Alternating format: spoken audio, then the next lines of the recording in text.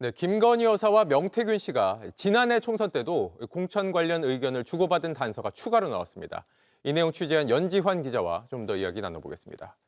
연 기자, 2022년 보궐선거가 아니라 2024년 총선 관련 의혹이 추가로 제기가 됐어요, 지금. 네, 우선 2022년 김영선 전 의원의 공천 개입 의혹은 윤 대통령이 당선인 신분일 때입니다. 네. 바로 이 녹취로 인해 부각된 사건인데요. 이 녹취 한번 들어보고 오겠습니다. 네. 김영선이 좀 해줘라 그랬는데 이게 말이 많네. 진짜 평생을 잊지 않겠습니다. 고맙습니다. 예. 네, 바로 이 대화와 함께 이런 공천 내용을 윤상현에게 한 번 더 말할게라는 통화 내용이 취임 전날인 2022년 5월 9일에 있었다는 건데요. 이 때문에 대통령 취임 전이라서 공무원 신분이 아니기 때문에 공직선거법을 적용해서 혐의를 구성하는 것은 좀 어렵다 이런 주장이 있었습니다. 네. 그동안의 이런 공천 관련 의혹들은 어찌됐건 취임 이전의 이야기였는데 오늘 저희 취재 내용을 정리를 하면 불과 1년도 안 된 지금 지난해 총선 관련 의혹인 거죠.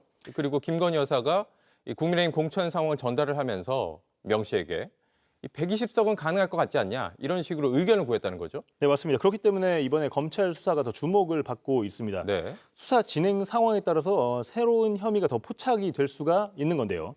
더욱이 윤 대통령의 그동안의 해명과도 좀 맞지가 않는 부분이 있습니다. 윤 대통령은 취임 이후에 자신은 물론이고 김 여사도 이 명 씨와의 이 소통을 좀 줄여왔다 이렇게 밝혔었는데요. 지난해 공천과 관련해서 공적 대화를 주고받은 이런 정황이 나온 겁니다. 네. 무엇보다 공천에 영향을 끼쳐서는 안 되는 김 여사와 그 지인인 명 씨가 공천 명단을 공유하면서 상의했다는 점은 큰 문제가 될 수 있습니다. 네. 뭐 결국엔 이 문제도 이 검찰이 수사를 통해서 확인을 해야 될 부분이 되겠네요. 네, 맞습니다. 지난해 총선에 김건희 여사가 관여했다는 의혹이 이번에 아예 처음 나온 것은 아닙니다. 네. 기억하실 텐데요.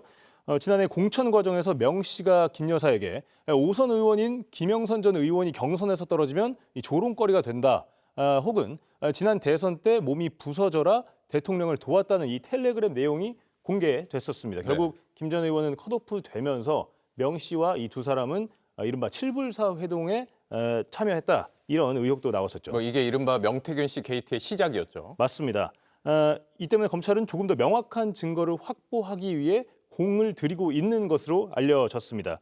현재까지 검찰은 김영선 전 의원의 재보궐선거 공천이 있었던 2022년에 썼던 이 첫 번째 황금폰, 여기를 분석하는 데 집중을 해왔습니다. 네. 하지만 지난해 총선 과정을 이 총선 상황을 공유한 이런 정황이 나온 만큼 바로 이 2023년부터 2024년 이 두 휴대전화에 조금 더 관심을 가질 수밖에 없습니다. 네. 김건희 여사가 자세한 공천 명단을 공유하고 120석이란 구체적인 숫자까지 언급하면서 이 대화를 했다면 더 깊은 의견들을 명 씨와 공유했을 가능성이 있기 때문입니다. 이 때문에 앞으로 검찰 수사의 핵심은 김 여사가 공천 정보를 아는 이 수준을 넘어서 어떤 일정 부분의 영향력을 행사한 건지 또 그 과정에서 윤석열 대통령이 어떤 역할을 했는지 혹은 명 씨의 의견이 정말로 반영이 됐는지 안 됐는지 이 부분이 될 것으로 보입니다. 네.